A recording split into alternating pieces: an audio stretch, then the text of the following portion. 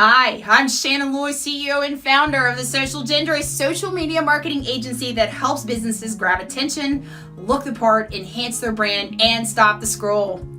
In today's Social Media Ginger Snap, we are focusing on setting up Google My Business. Google has 90% of the search engine market share worldwide and receives over 63,000 searches per second on any given day.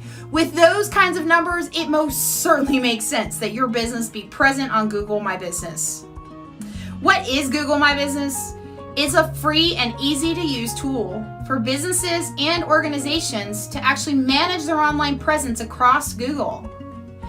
It's how your customers can actually find your website, phone numbers, hours of operations, and your services, and even your location and review you. It's also a place where you can post information about events, sales, and other important business information. You will also want to make sure you add current images, your logo, and even short videos. Google My Business accounts can be created for businesses that either have a physical location for customers to visit or that travel to visit customers where they are. Regardless, you must have a physical address to report in order to get verified. And unfortunately, P.O. boxes do not work.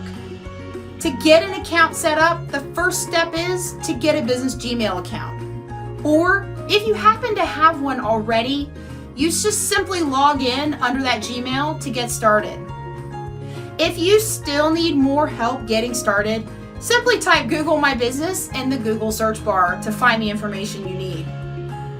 Once you have everything set up, just be sure to complete the verification process. Actually, forgetting this step could cause your account to not be active, and unfortunately, your customers won't be able to see your information. Did you find today's tip helpful? Well, I invite you to join my Facebook group called The Social Spot, a place where business owners and marketing professionals can ask questions and stay on top of current social media trends and news. I want to thank you for watching, and I'll see you next time.